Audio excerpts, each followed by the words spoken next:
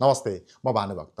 म लिडरसिपको विद्यार्थी हुँ। गत वर्ष मैले अर्गनाइजेसनल लिडरसिपमा मास्टर्स सकेँ। अहिले थप अध्ययनका लागि तयारी गरिरहेको छु। आज म दुईजना यस्ता नेताहरूको बारे कुरा गर्दैछु जसको चर्चा लिडरसिपको फिल्डमा आज पनि उत्तिकै सान्दर्भिक छ, किनकि उनीहरूको सहकार्य र प्रतिस्पर्धा निकै रोचक छ। सन् 1940 को मे महिना दुनियाँभरका शक्ति राष्ट्र दोस्रो विश्वयुद्ध लडिरहेका थिए। त्यति बेलाको महाशक्ति बेलायतलाई त्यही पारीको नाजी जर्मनीबाट ठूलो खतरा थियो। बेलायतमा प्रधानमन्त्री थिए कन्जर्भेटिभ पार्टीका विन्स्टन चर्चिल अनि विपक्षी दल लेबर पार्टीका नेता थिए क्लेमेन्ट एटली। बेलायत संसदीय व्यवस्थाको जननी हो। सरकार चलाउन आपसमा प्रतिस्पर्धा गर्ने चर्चिल र एटली सम्बन्ध दल सामान्य समयमा एकअर्काको सरकारमा जाने कुरा कल्पनामा पनि असम्भव छ। तर त्यति बेला अवस्था असामान्य थियो। बेलायतको अस्तित्वमाथि सङ्कट मडारिएको थियो। देशभित्रको राजनीतिलाई थाती राखेर बेलायतले बलियोसँग जर्मनी र उसका एलाइजहरूसँग लड्नुपर्ने थियो। चर्चिल र एटलीले समयको त्यो मागलाई बुझे र सहकार्य गर्न तयार भए।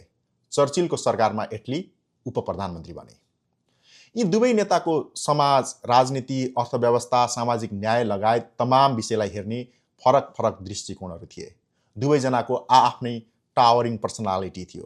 तर देशलाई चाहिएको बेला उनीहरूले एक भएर सरकार चलाए। 5 वर्षसम्म निरन्तर एक भइरहे। जर्मनीको आत्मसमर्पणपछि दोस्रो विश्वयुद्ध अन्तिम चरणतर्फ प्रवेश गर्यो। सेप्टेम्बर 1945 मा दोस्रो विश्वयुद्ध समाप्त भयो। युद्धका बेला चर्चिल र एटलीले गठबन्धन गरेर आफ्नो देश बचाए। देशमाथिको राष्ट्रिय सुरक्षा सङ्कट टरेपछि उनीहरू फेरि गठबन्धन गर्नतिर लागेनन्, प्रतिस्पर्धामा उत्रिए। सन् 1945 को जुलाईमा भएको संसदीय निर्वाचनमा दुवैजना आफ्ना मुद्दा लिएर जनताका माझ गए। विश्वयुद्धमा दुश्मनलाई हराउन सफल भएका चर्चिल चुनाव जितिनेमा ढुक्क जस्तै थिए। उनको कन्जर्भेटिभ पार्टीले चर्चिललाई पपुलर आइकनको रूपमा चुनावमा प्रस्तुत गरेको थियो। ट्याक्स कटौती, निजी व्यवसायलाई प्रवर्धन र डिफेन्स खर्चलाई कायम राख्ने एजेन्डा कन्जर्भेटिभ पार्टीले अघि सारेको थियो।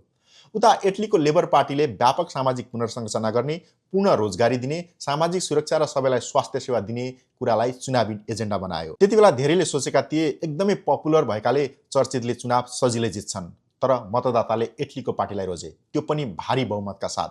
640 सदस्यीय बेलायतको तल्लो सदनमा एटलीको दलले 393 सिट जित्यो। चर्चिलको पार्टी 197 सिटमा खुम्चियो। चुनावपछि एटली प्रधानमन्त्री बने। चुनावी बाचा अनुसार विभिन्न क्षेत्रमा नयाँ कार्यक्रम लागू गरे। चर्चिल विपक्षी दलको नेता बने। एजेन्डा र चुनावमा तीव्र प्रतिस्पर्धा गरे पनि फरक फरक व्यक्तित्व भएका उनीहरू दुवैले सार्वजनिक रूपमा एकअर्कालाई निकै सम्मान गर्थे। सन् 1951 मा भएको संसदीय चुनावमा एटलीको पार्टीले चुनाव हार्यो। कन्जर्भेटिभ पार्टीले चुनाव जितेसँगै चर्चिल फेरि प्रधानमन्त्री बने। फेरि सत्ताको बागडोर सम्हालेपछि चर्चिलले एटलीसँग कहिल्यै पनि वैरभाव राखेनन्, बरु उनले सुरु गरेका राम्रा कामलाई निरन्तरता दिइरहे। चर्चिल र एटली बीचको यो सहकार्य र प्रतिस्पर्धाको रहस्य सत्ताभोग गर्ने र चुनाव जित्ने थिएन।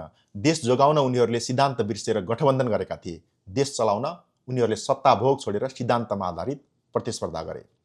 नेतृत्वको एउटा सबैभन्दा ठूलो गुण विशाल लक्ष्य प्राप्तिका लागि प्रतिस्पर्धीसँग पनि प्रभावकारी समन्वय र सहकार्य गर्ने क्षमता हो।